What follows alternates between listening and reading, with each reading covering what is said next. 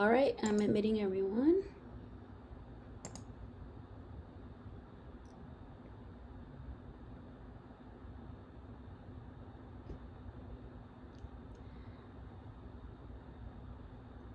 All right. Hello everyone. Welcome to our 2021 Honor Symposium. I'm Jasmine, the undergraduate program coordinator. Thank you all for joining. I am going to quickly hand this over to this year's honors convener, Professor Edward Muir, to take over from here and introduce you to our department and to our students. Thank you. Thank you, Jasmine. All of us in the history department, students and faculty, have a lot to thank Jasmine for, and the other members of the staff, because after this year, it's been pretty it's been pretty difficult to adjust. So at any rate, let me welcome you all, students and family and parents, and over this really what can be a joyous occasion, despite the fact that we're here in all here virtually. Um, this is the 2021 version of an annual symposium that we do for the honors students. And let me just give you a brief outline of what we're going to do. I'm going to give you a little explanation of what it takes to get honors. Each one of our students will then discuss briefly what they've done. And then the last part, we'll have a chance for them to introduce any parents or family who are here. I must say, as a member of the faculty, this is the fun part. I know your I know your children already a bit, but I'd love to always meet parents and just talk with them. And I think all my colleagues have the same attitude. But before I do that, I would like to introduce our partner chair, Professor Deborah Cohen, who is a specialist in modern British history, and she will do her formal welcome. Deborah, you're there somewhere. I'm gonna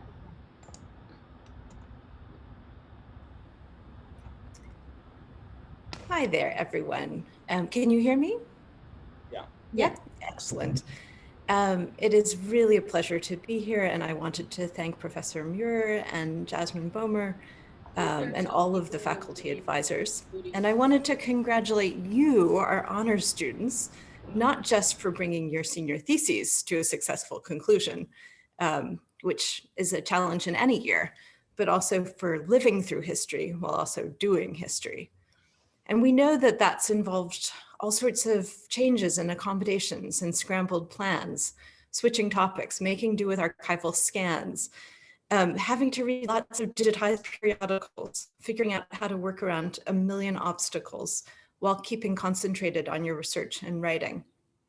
And I should say, and doing all of that when this year, more than any other, is a year when it's been imperative to think hard about what it means to live responsibly as a citizen. So we're both really impressed and proud of you. I'm so much looking forward to hearing about all of the theses.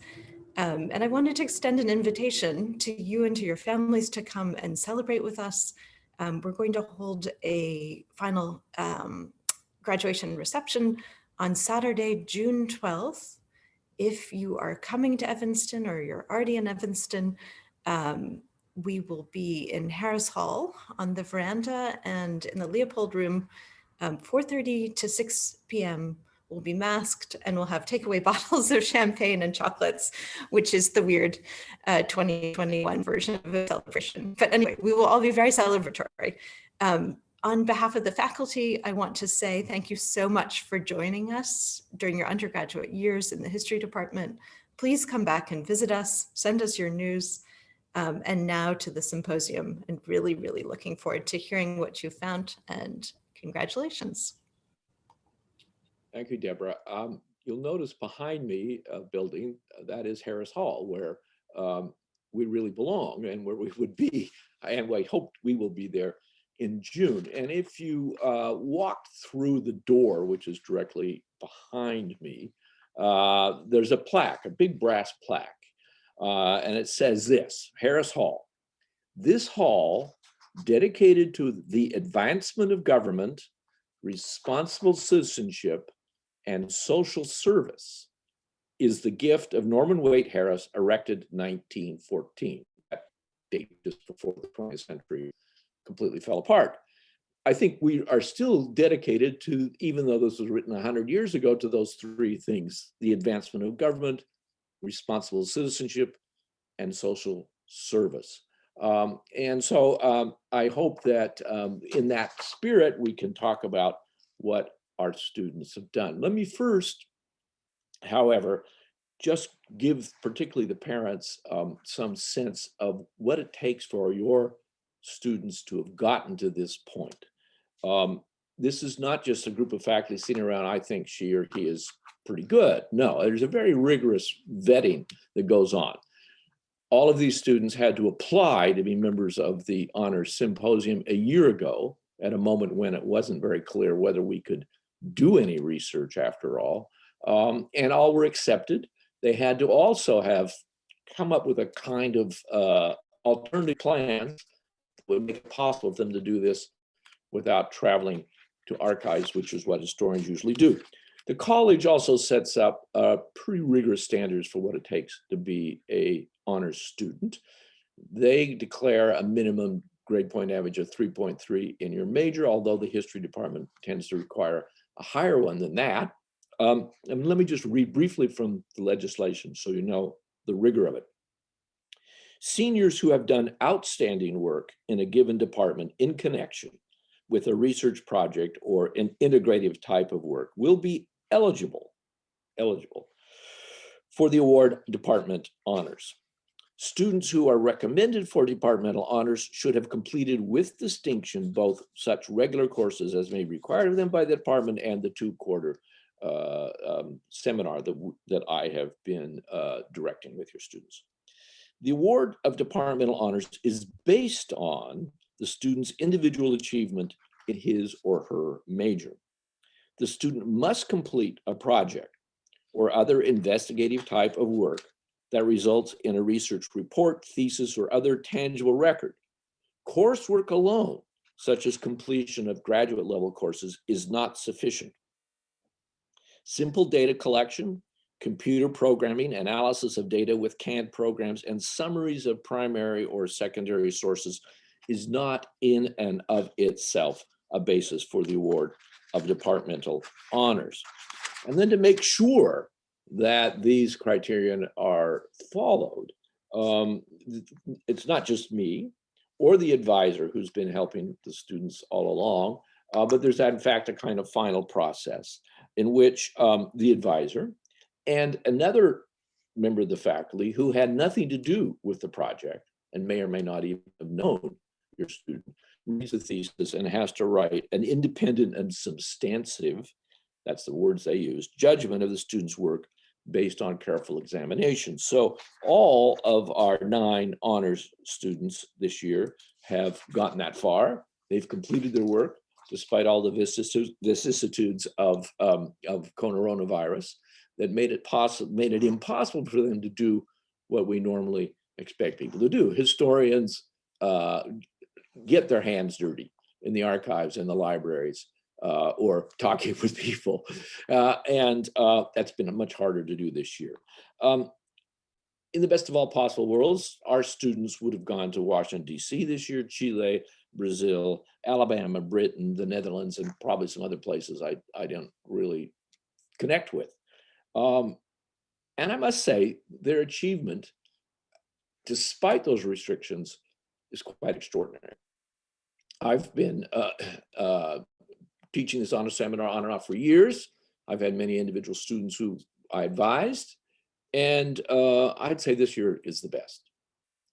So they managed to surmount the problems and come up with really interesting projects.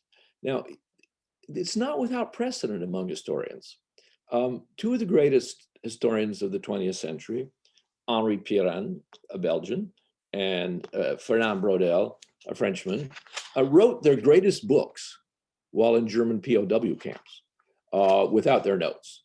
And so sometimes the problems of the world concentrate the mind and make it possible to achieve even greater things. Now, we're going to do an order that may or may not make a lot of sense to you, simply because we have some faculty who've got to go off and teach, so I'm going to do it in the order that I've been informed. Is there anybody else besides Ben and Hayden who have to run off? I don't see anything. Okay, good. So I've asked each student to prepare a little statement about what they've done and to tell us something amusing or surprising that they discovered in their research. We're going to start with Vicente Rudolph, whose thesis is called Skeletons in the Closet: The Colonia Dignidad Victims Struggle for Justice in Chile and Germany. Vicente. Thank you, Professor Muir. And I have a small presentation prepared. Is that okay? Mm-hmm. Yeah, if you can go ahead. Great, I'll screen share it then. Okay, yeah. Thank you everyone for coming, first of all. As Professor Muir mentioned, my thesis is titled Skeletons in the Closet, Colonia Dignidad Victims Struggle for Justice in Chile and Germany. And my name is Vicente Rudolph. And just a few content warnings, because this is kind of like a heavy topic. We'll be talking about murder, torture, pedophilia, human rights violations, cults, state-sponsored violence. So please bear with me. But I guess to start off with like a bit of background on Colonia Dignidad. Colonia Dignidad was is a secluded cult in southern Chile that was created by 200 plus German expats in 1961. And what they really wanted to do was attempt to return to what they referred to as like late 19th century Bavarian living, where they could have a strong Baptist faith, dress up in traditional garb. And they were all mostly right-wing and anti-communist. And given the time period, you might think that they were Nazis, but for the most part, they really were not. But the part about Colonia Dignidad that starts to get weird, besides the fact that they're a cult, is that their leader, Paul Schaefer, was a pedophile. And he had initially fled Germany after being accused of molesting children there. And then he created Colonia Dignidad in Chile as a way to just kind of like establish his own power and create a cult of personality and establish an environment of fear among his colonos, which were the names of the colony's members. And there he was viewed kind of as a demigod figure, where his word was gospel. You know, everybody followed exactly what he had to say. And he would torture disobedient colonos and, deprive them of really their humanity, their ability to form relationships with each other, and instituted cruelty for decades to come. In addition, this colony became famous for collaborating with the right-wing Augusto Pinochet dictatorship in Chile between 1973 and 1990, where they set up a torture camp for political prisoners in Colonia Dignidad during that time period. So the bottom line for my thesis is, what I talk about is that the case of Colonia Dignidad represents a decades-long failure by multiple Chilean and German regimes to protect the citizens, both inside of Colonia Dignidad and the political prisoners, and knowingly allowing criminals like Paul Schaefer to avoid justice and retribution for systematic sexual abuse, torture, and murder. The web of protection that Colonia Dignidad that Paul Schaefer had was expansive, and really we don't even know the extent of it today. But really what my thesis tries to explore is the efforts that were made for justice and how there was not enough done by Germany and by Chile to protect the victims of Colonia Dignidad, whether it be residents, kidnapped children from local communities who were taken in as members of the colony, or as political prisoners. So in terms of that struggle for justice, these are kind of a handful of the events that I look through in my thesis. Wolfgang Mueller in the late 1960s was a young boy who was one of the original members of Colonia Dignidad, who managed to escape the colony and go to the German embassy and tell his story of sexual abuse and human rights violations in Colonia Dignidad. But he was not believed, and the small investigations that were taken on by the Chilean government were insufficient, and told us that Colonia Dignidad didn't do anything. And really, since then, it's been more of the same. In 1977, Amnesty International released a report citing many of these same human rights violations and collaboration with the Pinochet regime, but nothing was really done. Colonia Dignidad called it libel. Many of the right-wing supporters in Chile and Germany also referred to this as just rumors and unsubstantive. But you know, this all really cut deep at the end of the day.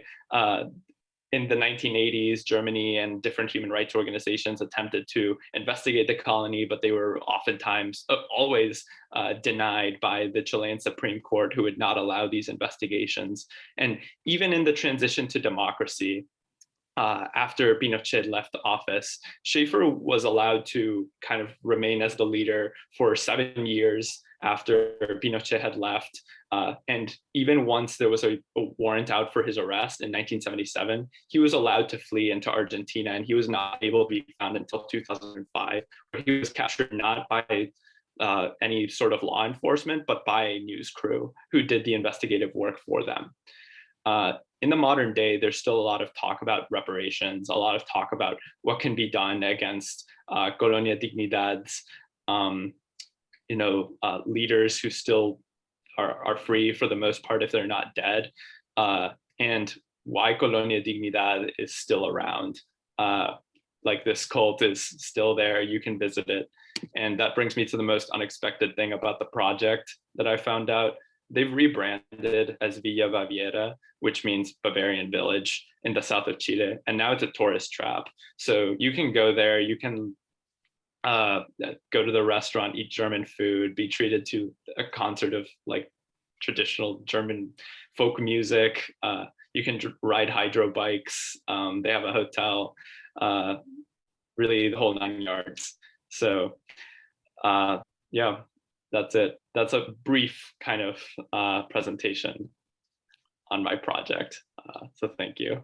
Thank you, Vicente. Dancing on the Bones of the Dead. This is quite a remarkable story that he's been able to tell. And there's obviously more to be found out. I mean, this could be a great project.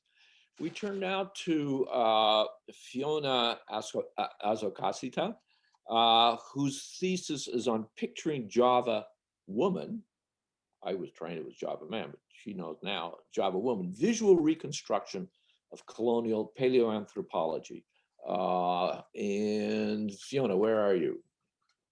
There she is. Okay, let's hear from you. Thank you so much, Professor Muir.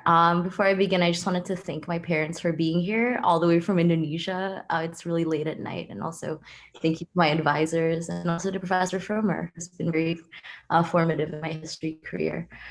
So my history thesis is called Picturing Java Woman, a Visual Reconstruction of Colonial Paleoanthropology. And essentially what I was looking at in my thesis is visual reconstructions of Java man, a scientific name Pithecanthropus erectus, which was the first missing link species discovered between apes and humans. So I wanted to do a project that was an intersection between art history and history. And so my argument in my thesis essentially is that these visual reconstructions reflected less of the fossil evidence and were filled with gratuitous details that reflected socio-political ideologies and preoccupations of contemporary European society. And so essentially what I found through my research is that Java man, which was a very contentious and important part of evolutionary history, since it was truly the first physical evidence of kind of human transition, human phylogeny from apes. It was highly contentious because the fossil remains were very fragmented, very incomplete, and Eugene Dubois, the Dutch anatomist who first discovered it, faced a lot of backlash and faced a lot of criticism from the scientific community at the time for positing that this was a half man, half ape, essentially. So it became really crucial for visual reconstructions to step in and produce scientific knowledge, essentially, first to reify that this species could actually exist, that in fact something could have both ape-like and human-like features, and later to become a didactic teaching tool used in classrooms, museums, textbooks, and in popular media for people like the lay audiences to understand that Java man was a part of human evolution, that in fact, apes were directly linked to humans in a very distant past. But in doing so, these reconstructions, because they're very familiar to contemporary audiences at the time, people could recognize elements that were recycled tropes of race, of quote unquote primitivity, of mythology, and of foreign peoples. These tropes were all amalgamated to create a very familiar and identifiable vision of prehistory. So essentially what I concluded and what I've discovered from my research is that these images are not simply neutral proxies for scientific knowledge as we often think they are, because reconstructions are often posed as simply working from the fossil evidence. This is absolutely not true. And it was especially untrue in the case of Java man. And I found that this inclusion of gratuitous detail and this reflection of contemporary preoccupations continued not only in early reconstructions from the late 19th century to the early 20th century, but even today in reconstructions at the Netherlands, for example, at the Naturalis Museum, which was completed in 2019, for example. They had a very racialized and sexualized reconstruction of Pithecanthropus erectus. And so this cycle continues to be perpetuated. And I hope that in my research, it would complicate a little how we digest and process scientific images and how they are not simply neutral arbiters of textual findings and data, but are rather agents of knowledge production on their own. And what I found really exciting and surprising in my research actually was finding out that Java man, which is the colloquial name for Pithecanthropus erectus, was actually Java woman all along. And that was actually an avenue of argumentation for me as well, because often images of prehistory are very androcentric, and male prehistoric hominids are seen as kind of like the neutral template type. But finding out that it was Java woman and only having reconstructions change to being a woman in 2019 was very shocking to me. And aside from that, the process has been very challenging because of COVID, as Professor Muir has said, but also I had to work with sources all over the world and to conduct a lot of my own translations from German, Dutch, Indonesian, and French. And that's been a very challenging time for me, but it's also been a very fruitful and a time of a lot of intellectual growth. So yes, that is my project. Thank you so much. Great. Fiona, tell us what you're doing next year. I will be going to the University of Oxford to pursue a master's in visual material and museum anthropology. Right. Her advisors, by the way, are Professor Hayden Sherry and Claudia Swan from Art History. And let me go back a step because I forgot to ask Vicente what he's doing next year, and I forgot to introduce his advisor, which is Professor Ben Fromer. Vicente, do you know what you're doing yet next year? You see, there he is.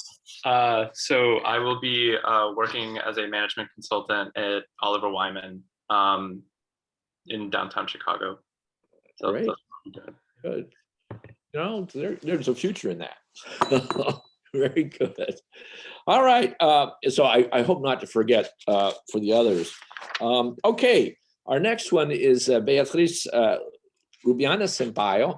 And her project is called The Limitations of Brazil's Independent Foreign Policy, 1955 to 1964.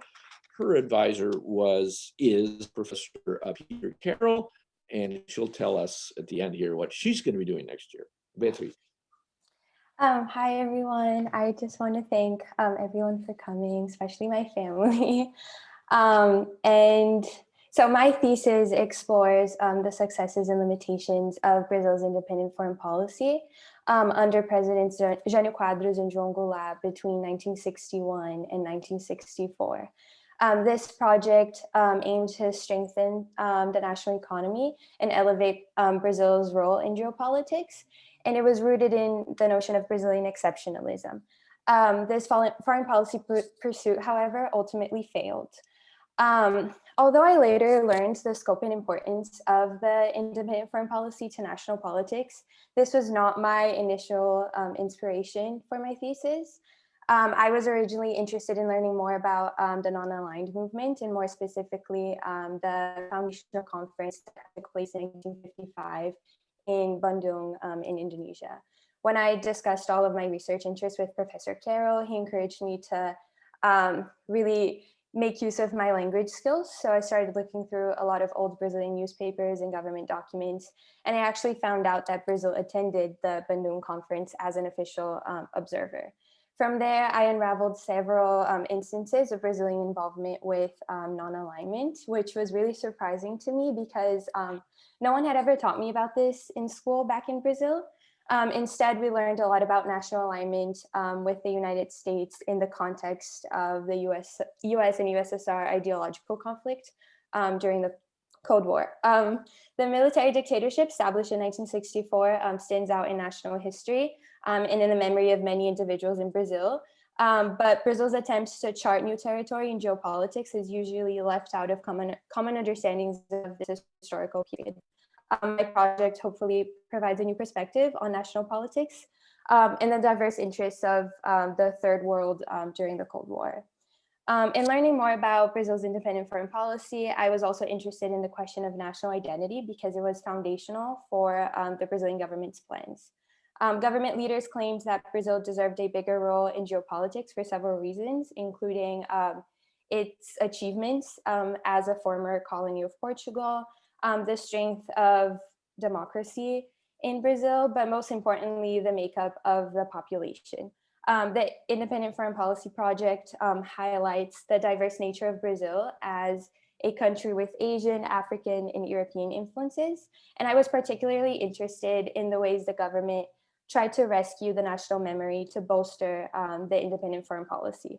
Although important for the rhetoric of the independent foreign policy, sectors of the Brazilian population, more specifically those of African and Asian descent, were usually left out of national politics. And this disconnect ultimately weakened the Brazilian foreign policy project.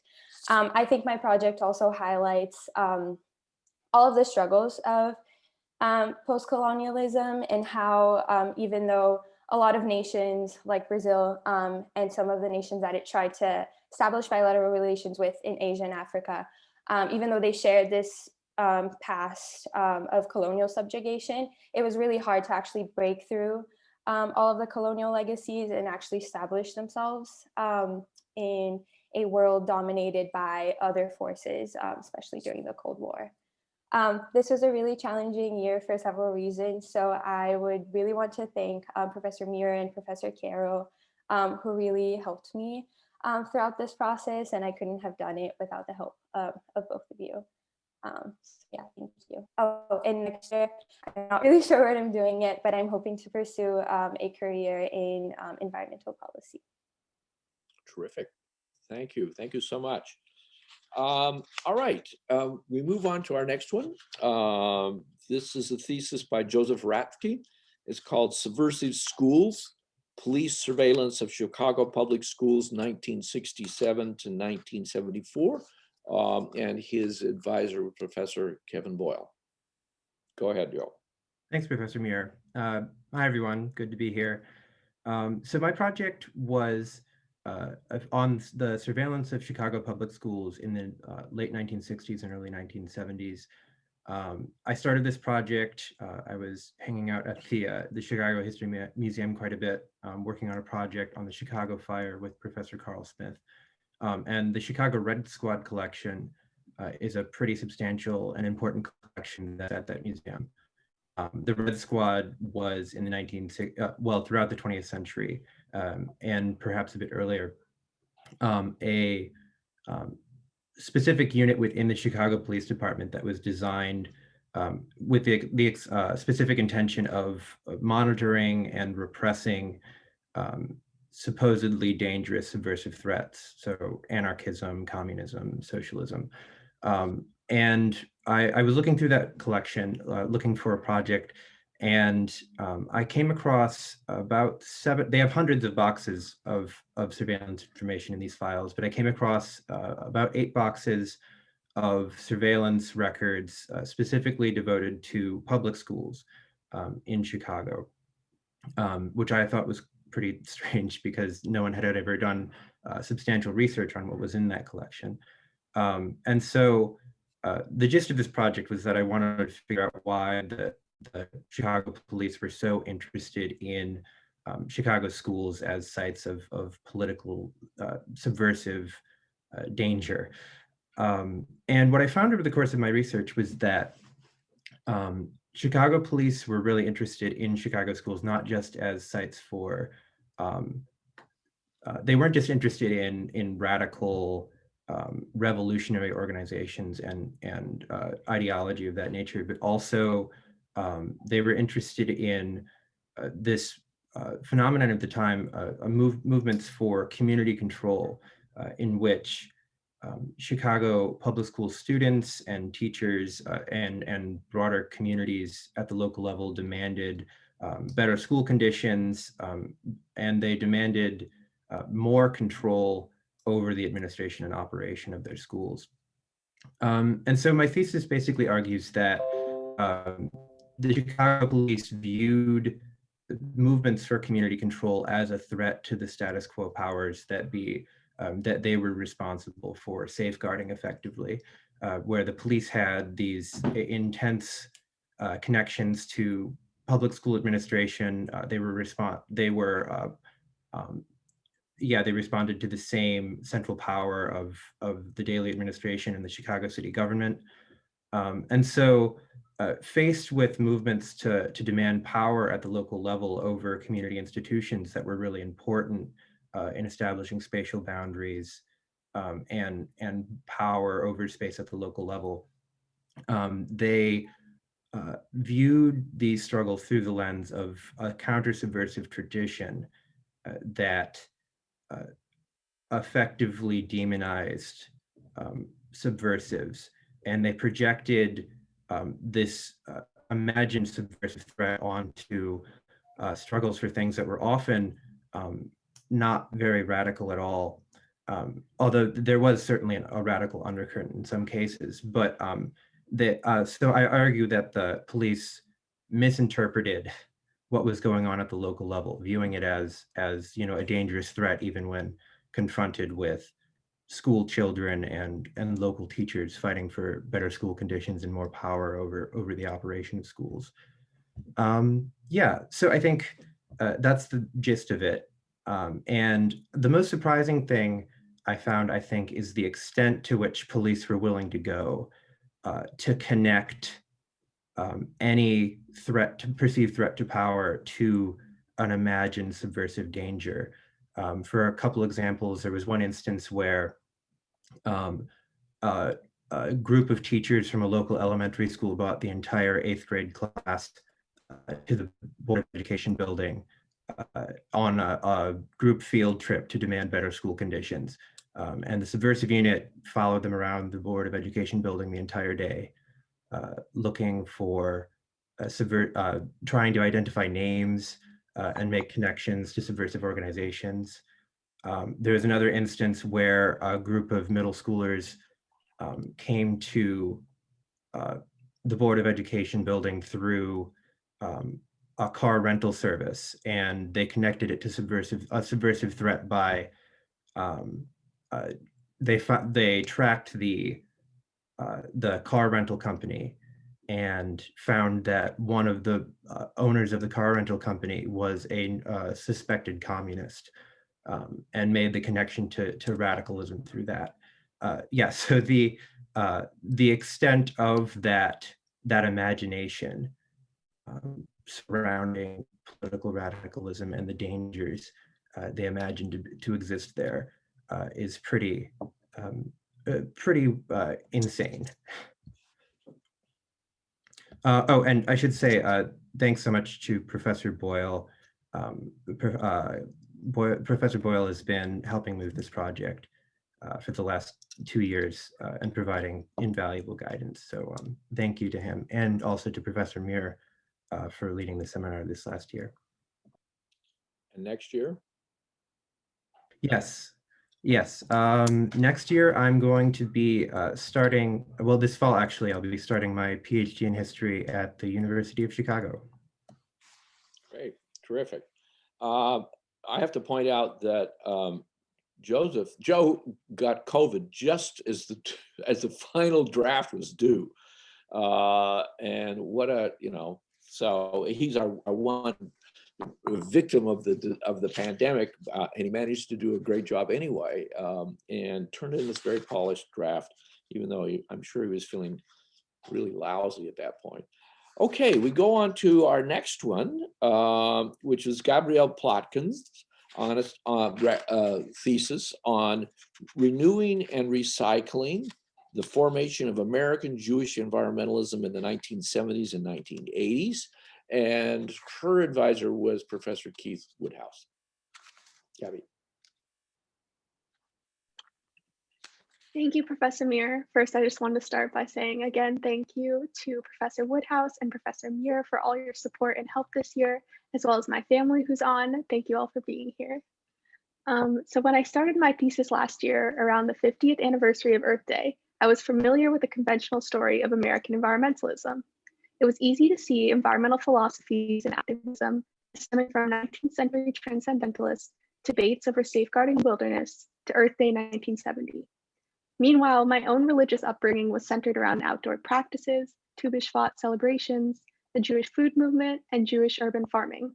I wanted to figure out how that leap happened. As I delved into my research, I found competing ideas in the existing scholarship about faith-based environmentalism.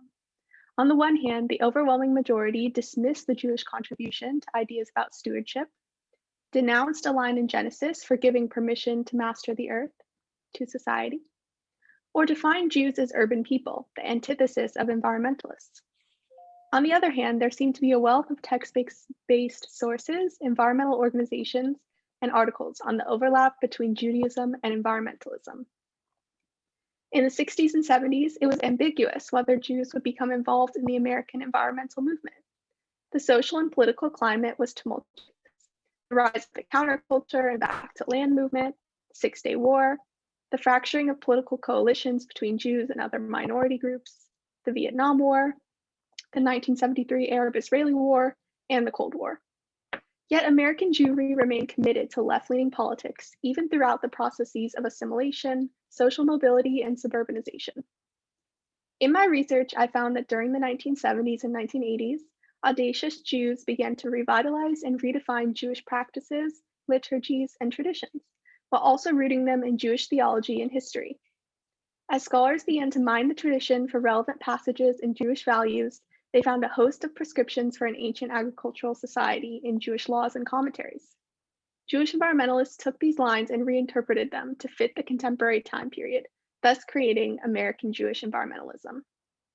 I conducted oral history interviews with a dozen Jewish environmentalists who were instrumental to the movement in the 70s and 80s, and continue to make contributions to Jewish environmental ethics, holidays, and activism. While we all know that Zoom provides an easy way to connect with others during the pandemic and out of state, it was also challenging and highly entertaining at times. Two of my interviewees called me from their cars while they were driving. One even got lost because they were distracted by our conversation. Another interviewee, a rabbi, accidentally locked himself out of his synagogue when he went to answer the door halfway through our video call, and then called me from the parking lot, and we talked until his phone died while he was waiting for help. Another interviewee made me wait for 4 hours on Zoom before he showed up, even though he kept emailing me that he would be there momentarily. In the background of another Zoom call, one interviewee's kids were simultaneously doing their morning prayers. For better or for worse, each time I asked all of these interviewees if perhaps we should reschedule to another time, they all insisted that they wanted to participate and continue with the call. I am grateful for their passion and dedication. It was worth it for the detailed and rich stories they told and the background they shared. One such Jewish environmentalist that I interviewed, Fred Daub, a Reconstructionist rabbi and chair of the Coalition on the Environment and Jewish Life, piloted ecological practices that combined theological and political aspects of Judaism. His synagogue in Maryland was one of the first to become a LEED certified or energy efficient temple building. Daub explained, being an environmentalist for me is the values of justice and sustainability, justice in the human realm, sustainability in the ecological realm. And what are those if not core Jewish values? End quote. To me, this quote really encapsulates the perspective that Jewish environmentalists bring to their work. As Earth Day 2021 came to a close, it was a fitting end to my thesis. I'm thankful to all who supported me, and I now have a better understanding of how Jewish environmentalism provided a unique approach to and definition of the planetary ecological crisis. This research has given me grounding, spiritual backing, and a Jewish environmental network for my own postgrad environmental pursuits. And yes, I will be glad when we throw out Zoom. And next year, I have not figured out what I'll be doing yet, but hopefully I'll also be working in environmental policy. Thank you. Great, Gabby. Thank you so much. I must point out that her, her adventures with oral interviews, which was probably made possible by Zoom, which we weren't doing before the COVID, ended up being a kind of really an advantage for you, I think. I mean, when you read these interviews, they're fascinating, and she probably wouldn't have been doing it like that without this situation. So it ends up becoming one of those ways of her creative ability to take advantage of the moment and the problems that moment presented to her. All right, we go on to Christina Melahi, sorry. Her thesis is on a more effective, responsive, and responsible party. The Democratic Party's attempts at reform after the 1968 National Convention. Christina. And her advisor was Professor Brett Gadsden, who lives right across the street. So I can forget his name. Go ahead, Christina. Yes, hi, I'm Christina Malahi. First, I want to say thank you, Professor Muir, for leading us through this crazy year. It's been an insane experience, but I wouldn't trade it for the world. And to Professor Gadsden, this project, is sort of the culmination of my work with Professor Gadsden the entire time I've been here at undergrad. I started by taking his class on race in the American presidency as a freshman seminar. It was about the Johnson presidency, and it sort of inspired me to kind of think about how history remembers these important figures, right? And that's why I wrote this thesis. So just to sort of give an overview of what I did, this project was basically, it was born out of a very close reading of Mandate for Reform, which was the report of the Commission on Party Structure and Delegate Selection to the Democratic Party. It was released in 1970 after the acrimonious and chaotic 1968 National Convention, where, the Democratic Party found itself severely divided, both in terms of its ideological beliefs and just the structure of its party. Party came to realize that it was, it was ruled by elites. It was not very responsive to the needs of its rank and file voters. So the McGovern-Fraser Commission was its attempt to sort of correct that and to return power to its rank and file voters and people, who were keeping the party going. So I started by, basically detailing everything that happened in the 1968 convention, the debates over the Vietnam plank, which really were the main sticking point throughout that convention that led to, debates between the so-called doves and the more pro-war, pro-administration plank. I foreground Johnson in that story a good amount to sort of show how he, despite saying that he wasn't going to run for re-election, he really could not give control up over the party. He really tried to, spread his influence. His vice president, Hubert Humphrey, was the one who got the nomination. He didn't compete in a single primary. At this point, only 16 states even held what we would sort of call a modern day primary. They didn't even really look like how we nominate presidents now. I tried to tell this story, obviously this was complicated through COVID. I tried to tell this story through, firsthand accounts.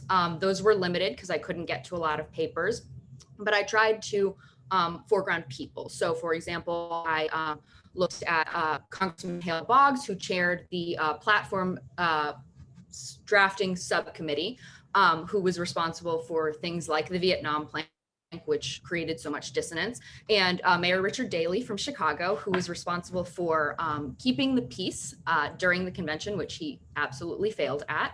And then I go on to sort of talk about the commission, the McGovern-Fraser Commission, and its report and what it recommends. I pulled this quote. The mandate was that this is the way that McGovern laid it out in his report, was that the image of an organization impervious to the will of its rank and file threatened the future of the very party.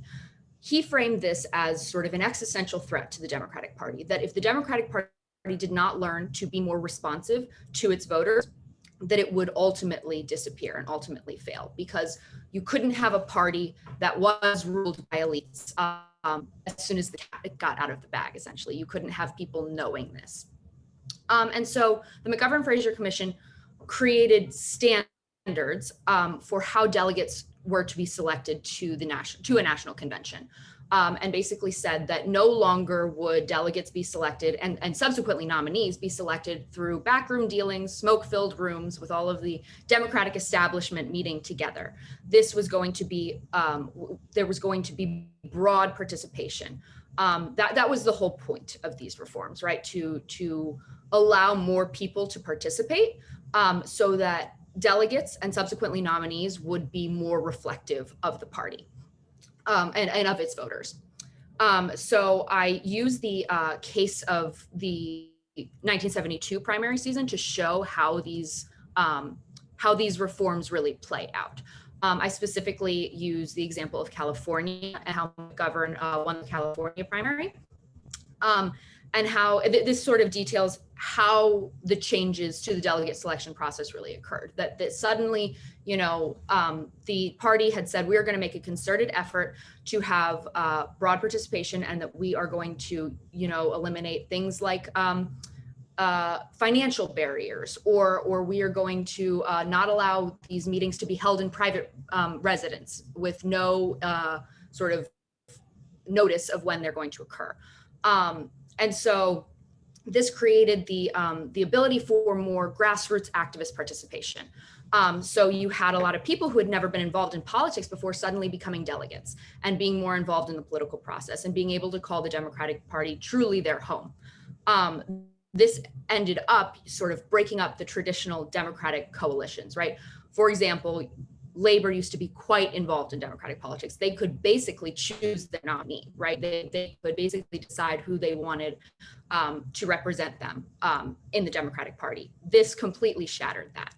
And so suddenly this was truly about what do average people want. You know, it ended up enforcing sort of de facto quotas to have equal representation among the delegations. And so I close out by sort of talking about the potential for longer term effects. That was something that I identified for further research. But, you know, if you look at, which I did, the platforms of the Democratic Party, their convention platforms in both 68 and 72, you can see these differences. You can see how the different delegates pushed the party to the left and how this really did transform the party. And a lot of this ended up getting codified into state laws because Democrats held most of the state legislatures at this time. So this ended up also affecting Republicans. And that's how we get the current modern nomination process that we know today. I think it would be crazy for anybody to look from the 1960s and say, you know, wow, you allow so many people to decide who gets to be the nominee. And we look back on the 1960s and we say, wow, 5 people decided who was going to be the nominee. It's crazy to see, you know, how much this has changed, but this has been such a fun project to do because I got to really study the arc and think about, you know, how the Democratic Party saw this existential threat to its survival and how it adjusted accordingly. Oh, and so next year I will be working as a legislative aide in the Maryland State Senate, and that's Maryland State Senate. Yes. Great. Congratulations. Good. Yeah, I must say the end there, she really shows you how we got where we are, why our primaries and are so expensive, and it's really fascinating. On a bit of ironic work, I must say. All right, let's go to Jade Markham. Her thesis is titled "Now, Tomorrow, Forever: The Legacy of Governor George Wallace and the Alabama State Sovereignty Commission." And her advisor was also Professor Boyle, right? Exactly. There you go. Yeah, thank you, Professor Muir. I guess similar to Christina, this has been a very long project in the making. I met Professor Boyle as a freshman, and I started working with him on like personal research my sophomore year on this project. It was supposed to be something else originally, and it changed completely after I got to the archives. The reason Professor Boyle suggested that I do this project is because I'm from Alabama, and there has not been any really like comprehensive, expansive research on the Alabama State Sovereignty Commission, which is definitely one of the harder things that I had to deal with. Most of the information was in the Alabama Department of Archives and History. That's where their records are stored, but they were super, super private, super vague. So a lot of my original plans went out the window as soon as I got there and saw that, and I had to change very quickly before the pandemic even started. So eventually my project became focusing on George Wallace, who created the commission, and the Sovereignty Commission, and how they used their power combined to undermine civil rights. So basically what they were doing was attempting to check the impact of important civil rights legislation on Alabama. And like I said, there's not any like full comprehensive history of the commission. So I was hoping that this could be sort of a step forward, because really all that we knew beforehand was the details of its commission, created in October of 1963 and led by Wallace. It was only a thing for like 12 years, but they had a lot of lasting impact, which is something that I talk about. They only had $50,000 in their original budget, and it was increased to $100,000. But one important thing to note, I mentioned that they were super vague, super private. That was because they were exempt from public record laws, and they were allowed a status of secrecy enjoyed by few other agencies in this country, but the CIA. So that meant that they didn't have to tell us what they were doing, and they definitely didn't. So the things that I did have access to were things like member correspondence, proposed legislation, published literature, meeting agendas, billing information, and different records on things like schooling and voting, which is what I ended up looking at. Like I said, super vague. A lot of the agendas were things like, oh, we met with this person on this day. So that was very difficult to piece together. And probably a reason why there's not been a comprehensive history of the commission before this, because they did this on purpose so that we would not be able to see what they were actually doing. So I'll just give you a broad overview of what I talked about. In the first chapter, I discussed Governor Wallace because he was one of the most prominent symbols of segregation ever. The project is actually titled Now, Tomorrow, Forever, based off of his infamous, I guess, inauguration speech where he said that he wanted segregation now, tomorrow, and forever in the state of Alabama. I wanted to prove that he basically achieved this through the Sovereignty Commission. So I talked about his early life and mainly his time as governor. He was governor for about 18 years in Alabama at different times, not back to back. So I think it set up important contextualization for what Alabama was like at the time. And it also provided background information and motivation for what Governor Wallace's goals were, because that informed what the commission was doing and why. So then chapter 2, I focused on how the commission responded to the Voting Rights Act of 1965. I found that Alabama tried to undercut the impact of the Voting Rights Act by dramatically increasing the number of white voters and limiting the increase of African American voters. They increased white voters by making it easier to vote absentee, expanding voting rights to new groups, and they produced literature that supposedly made voting rules and regulations more accessible, but the rules and regulations were confusing in and of themselves, so it didn't really matter if you could find it.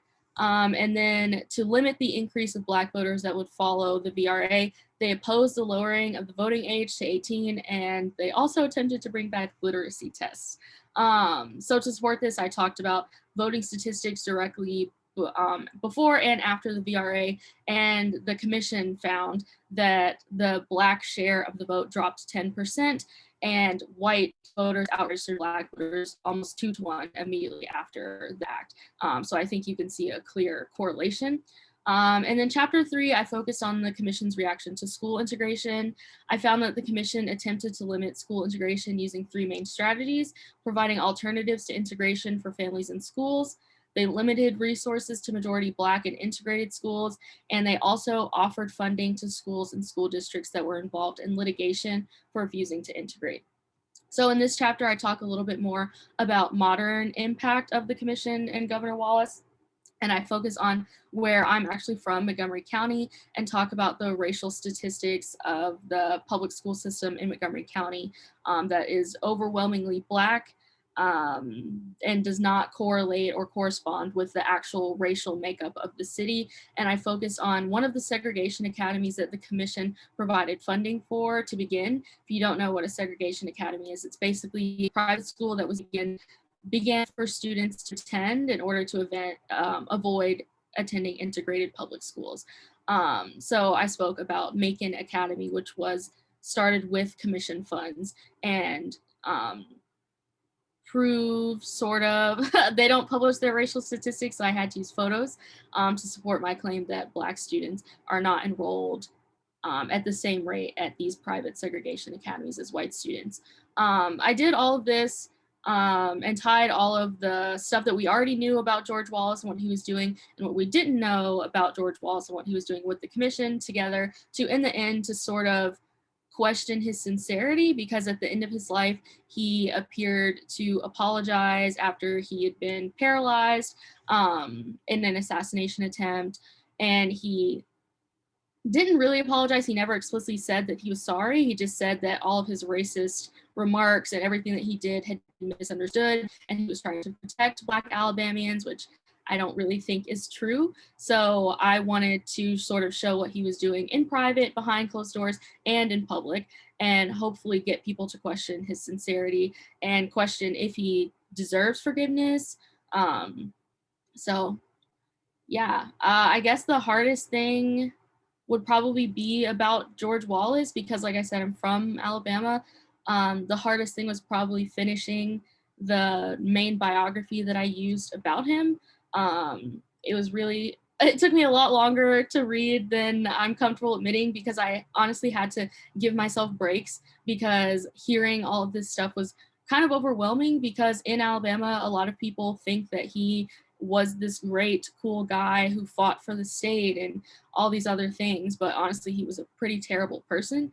And reading about these things and like firsthand accounts were just god awful. One thing that is in particular, it's pretty morbid.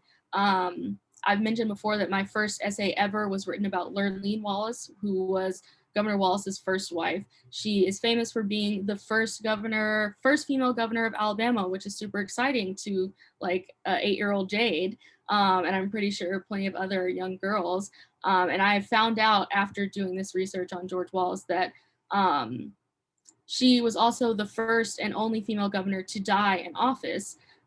She died from lung cancer, and she died because George Wallace had hidden from her that she actually had lung cancer and had basically forced her to run in his place when he could no longer run, and used her as a figurehead while she was governor. So pretty macabre, pretty sad, I would say. That was something that really like got to me when learning about George Wallace. And then, like I said, also dealing with the archives was super, super difficult. So yeah, I just want to say thank you to my family who are here. I think my grandmother is here watching. And thank you to Professor Boyle. I wouldn't have made it this far without you, and I really appreciate your guidance and all your assistance along the way. And then in the fall, I'll be beginning my PhD in history at Duke University. Terrific. Thank you so much. Jade, like Vicente and Joe, had the difficult problem of finding out things that the people who perpetrated them didn't want her to find out. And she did a really good job of ferreting a lot of that out. And I'm so glad that she said right at the end there, this kind of struggle she had with the legacy of Wallace, which, having grown up with a kind of different attitude, shows you that history can change the way we think. It was really, really nice project. Okay, we go on now to Martin Konstantinov, whose thesis is Testing in Print, Liberalism and the Periodical in Late Victorian and Edwardian Britain. And the director of his thesis or advisor was Professor Deborah Cohen. Hi, everybody. So my thesis, as Professor Moore just indicated, inspects the British periodical press, and specifically the periodical press of the British Liberal Party in the late 19th and early 20th century. And so the periodical press is this conglomeration of several different periodicals and publications that specifically catered to the demands of a growing liberal audience. And it's set at a time when the Liberal Party itself was undergoing a pretty significant reorganization from its origins in classical liberal doctrines like an absolute support for free trade, limited government interference, and a kind of political leveling through the removal of government restrictions, into the advanced liberalism of the early 20th century, where you had the formation of the modern British welfare state, and expansion of government involvement in social, political, and economic life in a pretty significant way. And so I look at qualities of the periodical and periodical press that themselves helped the Liberal Party transition from its high century origins to the early 20th century. Because I think what I found was that there was a real relationship between these periodicals and the party itself, as well as the electorate, which at the time was undergoing itself a massive growth, accompanied by an increase in literacy rates through Britain. And the expansion of the vote went really toward the middle class, and then later the professional working class. So by the beginning of the 20th century, you had a real expansion of the vote, and I should say the male vote here. And so existing interpretations of the periodical place it as an important driver for British liberalism and the development of both the party and political movement in Britain. But they don't really inspect the specific qualities, the formal characteristics of the periodical and periodical press that made it such a dynamic arena for British liberal thought. Because this was really the public medium through which ideas around British liberalism were heavily contested. Some of the biggest questions of the day were navigated through in the pages of the periodical. And so I first talk about that, the nature of the essay itself, where it was this uniquely public medium, different from the halls of parliament, which are obviously restricted to the members themselves, or country clubs restricted to elite audiences of gentlemen, many of whom overlapped in parliamentary circles as well. In that the circulation of these periodicals was quite modest, but represented a significant expansion in that it was a public medium where you had 50,000 upper middle class and then eventually middle and working class individuals reading these periodicals. The estimates for readership are kind of hard to come by, but this is the projections based on some of the day's leading periodicals. And so it was this public medium where authors could develop an extended argument without being interrupted, challenged, or contradicted in the way that they would be in a parliamentary debate or in a discussion at the country clubs that they frequented. So you could write like 10 to 30 pages of argumentation over a specific issue, and it really allowed the reader to enter the thought sphere of the author. What that meant, of course, is that the authors could put in front of the reader their own political presuppositions, tacit or overt, and the policy prescriptions that they believe best aligned with the direction of the Liberal Party. The other thing, another characteristic of this press is that, of course, you couldn't be interrupted while you were writing, but there were very significant dynamics of refutation between authors of periodicals, of course, these were the leading liberal intellectuals of the day. And so the fact that they were able to debate these topics and call out those presuppositions and policy positions in quite rapid succession, often within a this, like I said, dynamic arena and open space through which ideas were really contested, and more than contested even. Like, this is where these ideas got fashioned. It was almost a kind of policy workshop that could then be tested on the electorate, or at the very least engaged with by liberal intellectuals from different strands of the Liberal Party, which through this period of transition had several big branches. You had the old Whig moderate liberals who were very supportive of a classical doctrine. You had radical social reformers who believed in a more significant involvement of the state, a positive platform to guarantee conditions of liberty for the electorate that was, as I mentioned, expanding. And then you even had socialists who worked under the banner of liberalism to promote an even more extended agenda in that direction. And so all of these voices had a space within the periodical press. So socialists who were not even a parliamentary party until the 1890s and didn't even have a seat in parliament until the early 20th century, were given a space to debate and put their positions in front of their audiences along with the rest of the liberal establishment. And so it really, like I said, became this space where through the diversity of recognizable positions, through the dynamics of refutation, you had ideas brought to the fore and debated in front of an audience that could then decide what their preferences were. And finally, of course, and this is very related to the second point, the connection between the periodical press and the audience was very real, in that the owners of the press, the authors of these essays, obviously were writing to ultimately convince their audience of their own point of view. And because the audience was growing in size, British literacy rates were expanding, and British citizens had played a more important political role. The periodical began to act as this kind of mediator between the broader public, which was now collectively assembling, and liberal leadership, in that you could toss around these ideas and present them for that public in a way that matched with their own preferences. So the case that I examine is the discussions around free trade, which was held as a liberal position throughout this entire period. But at the beginning, when the periodical press was really undergoing a kind of boom in the 1860s, you had many periodicals founded at this time,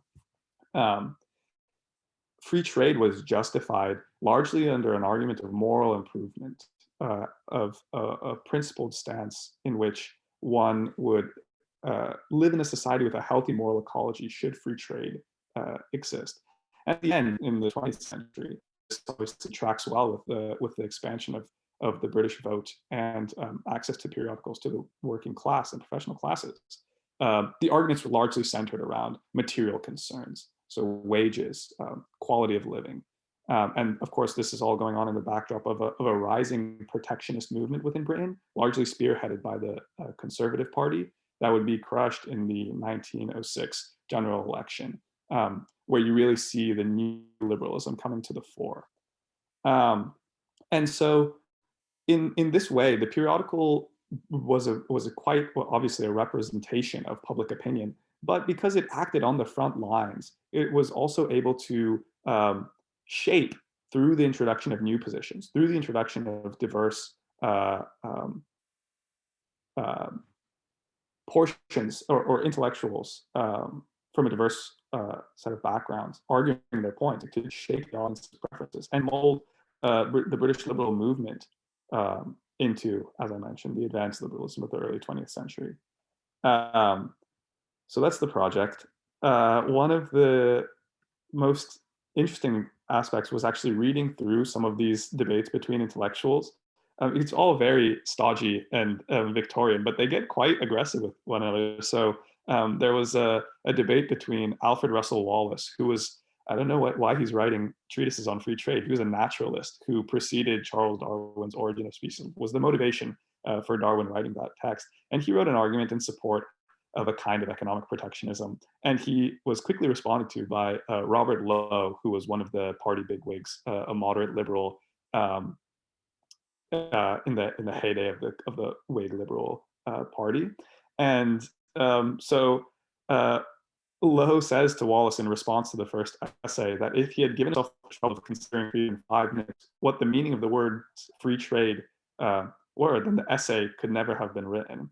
And Lowe gets responded to by Wallace, who characterizes that attack as very forcible and not to say a violent and contemptuous position to hold. And so it's kind of like Twitter with Victorian language, in that you had very quick responses between actors just kind of going at it in public as well, shaming each other for the positions that they held.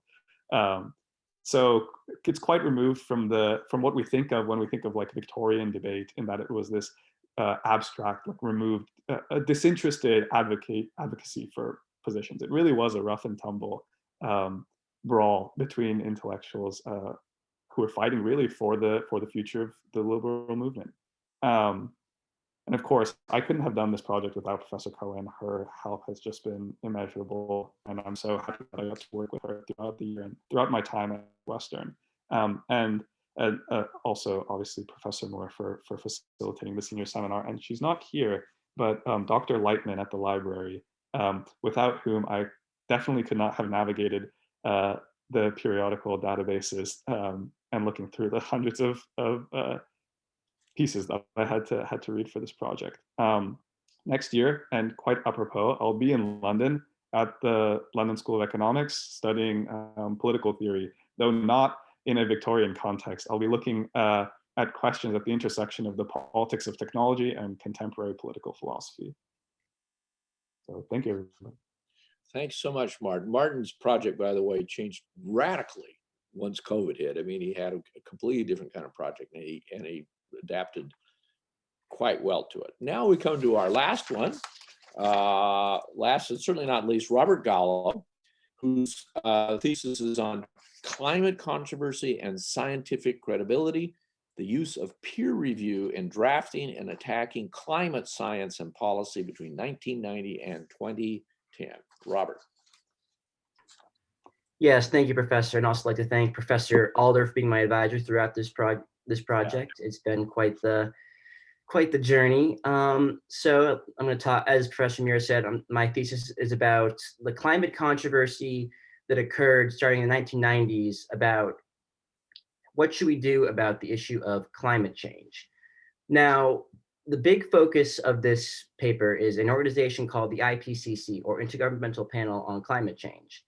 This organization is a relatively unique organization in like the world structure of NGOs, because it is a UN-sponsored organization that works as a partnership between governments and scientists to try to analyze and summarize all climate research that occurs, while also providing specific recommendations for governments to implement as policy.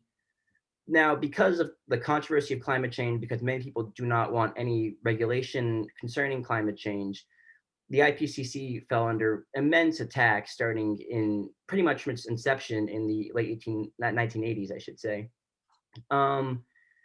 These attacks were unique in that they focused on not the science itself. They didn't try to say the science was wrong or that it was anything like that. They instead tried to say that the climate science research that was published by the IPCC did not pass the peer review process properly. So peer review, as many of you probably know, is this process in which experts in the same field as the author review some work and make sure it passes some basic standards before it gets published. The history of peer review is pretty long, and I talk a lot about that in my thesis, but it didn't actually become widespread until the late 20th century. And it was only because of government intervention that after the World War II, as governments became more involved in funding science, they needed some way of vetting science to see which could be funded, which shouldn't be funded. And they ended up settling on peer review, giving it a role of vetting science that it did not have when it originally started in the 1700s in England. because of this focus on it in the media and in the government, peer review today is now seen as the gold standard of scientific vetting. So if you read media reports, you'll see that whenever they cite science, they'll note whether it's peer reviewed or not. And that kind of just shows you how important peer reviews become to vetting science. Now, this importance in approving science for the public in this process, it grants science some credibility and says, because this is peer reviewed, it should be acted on. So I focus on how the opponents of climate research and climate science used this peer review and attacked published science to say that it did not pass the peer review process properly. Now, a lot of this is focused on what's known as the IPCC second assessment report. So every, I think, 6 years-ish, the IPCC publishes a assessment report that summarizes all the known information about the climate and humans' role in it. The second assessment report is one that came out in 1995, and it was the first major one because it was going to inform negotiations of the Kyoto Protocol, which was a major climate treaty that was drafted in the late 1990s. Of course, many business interests and conservatives did not like this. They did not want this to happen. So they mounted an attack led by organizations such as the Global Climate Coalition, which is a business group, and they essentially went on a media blitz and said that this report is bad science because it did not pass peer review. The authors cheated the peer review process by changing conclusions and changing the science after it had been published, after it had gone through review. Now, this sparked a massive controversy, and it led to media battles, editorials going back and forth in the Wall Street Journal and the New York Times, and it caused a lot of problems for climate science and really affected its credibility for the public, because you had a media debate that essentially was saying the science shouldn't be trusted. There's something wrong with it. A lot of this relates to how regulations were going to come from it, because especially in the United States, where climate science is been controversial in many ways, it has not been controversial in other countries. A lot of the scientists were very upset that this had happened, and they did not see any reason, because none of the objections that the opponents of climate science provided actually affected the science at all. It was mostly legalistic review work that didn't really fit their expertise. One of the most interesting things about this part of the story is that they actually, at a point, the IPCC plausibly did cheat on its peer review procedures, if you read the regulations in one way. A lot of this is somewhat vague because the rules were not written to sustain some kind of attack. The rules were written for scientists to do science for themselves. They weren't designed to withstand a deep public scrutiny.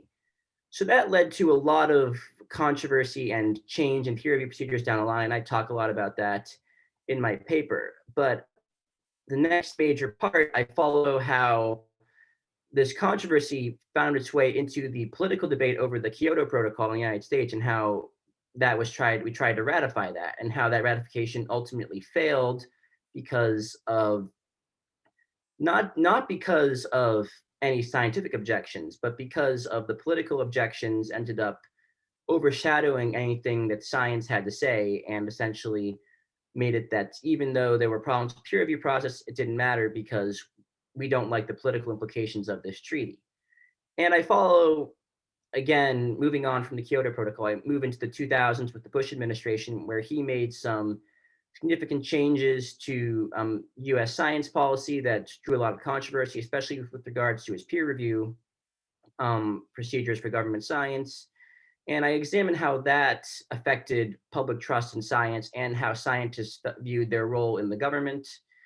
And I follow that, including up into further climate battles with the IPCC into 2010, when they last reviewed their peer review policies and made some changes in response to another climate controversy called ClimateGate, that was essentially an email hacking scandal in which some unknown hackers, but likely the same people who were involved with the earlier climate scandals with the IPCC, hacked some climate researchers and tried to launch a pretty nasty personal attack on some scientists, saying they were dishonest, bad people, not even a scientist, just they were just bad human beings because they were, insulting people behind their back. And all this was looked at in the lens of scientific credibility to determine how we are given to trust science and how science becomes to be trusted. Now, one of the other interesting things I found in the research of this, a lot of this research came from online internet archives, government archives, and digitized National Archives records.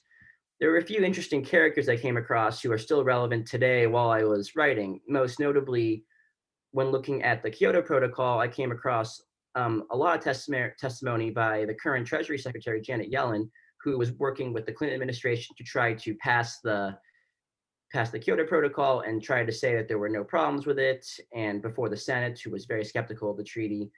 And also, when looking at the Bush administration's role, I came across quite a few documents by now Supreme Court Justice Brett Kavanaugh, who, as we know, was a counsel for the Bush administration, and he was working to limit Congress's ability to question an EPA official for Bush about his role in climate change. And that kind of just was surprising to me because these are people who are still relevant today making political decisions. And here they were 25 years ago in the middle of a very intense debate about climate change and climate science. So thank you guys. I will be attending law school, looks like at Boston College next year. And I thank everyone who's in attendance for me today. Thank you so much, Robert. And thanks, Ken Alder, who is his advisor, who's out on the West Coast and had to get up real early. And I know there's a number of family members and parents and things out there all over the world. Now, the last thing, basically, I want to thank our honorees to point out that they all will be recommended for honors to the college. I don't anticipate any problems about that, so that should happen in due course. And now it would be lovely to be able to meet some of your parents or have a chat with them. I think many will want to leave or need to leave. I think the thing to do, it's hard to figure out how to handle this. I think if your parents are here or you want to introduce them, just tell me something in chat. Just, put something into chat. Or if you're a parent, want to talk, and I'll just take them as they come and we can have a little conversation here. But otherwise, thanks so much for everyone who came. And thanks particularly the advisors and the students. And we'll see you all later. I'll watch the chat.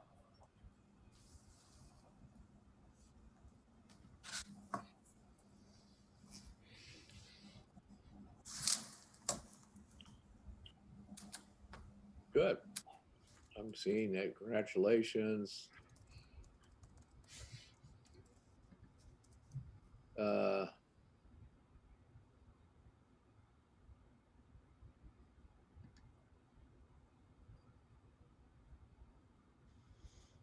Can I just unmute and say out loud? Sure, go out loud. Yeah, go for out loud. Yeah, my parents are here, Dave Bradke and Rosemary Foyer. And I've been living at home for the past, or since quarantine started. And they've been providing a lot of help and helping me talk over this project for the last 2 years exhaustively, because I've been talking about nothing else. So huge thank you to them. Great. Everyone can unmute themselves as well at this point. So if you want to go ahead and say something, go right ahead. Yeah, I'll shout out my parents, Claudia and Heinz, Mama and Papa. They're right there in that Zoom bubble. They've been incredibly supportive and they've always kept me very close to my Chilean heritage. So I have a lot to thank for them and for their unending support. I love them very much. Good.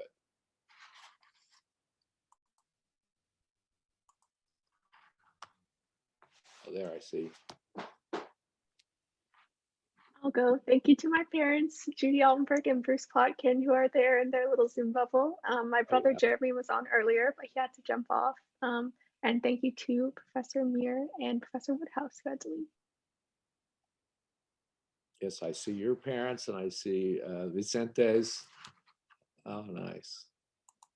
Now, I really hope you can come in June. I don't know, some people live a long ways away, and who wants to get on an airplane even yet?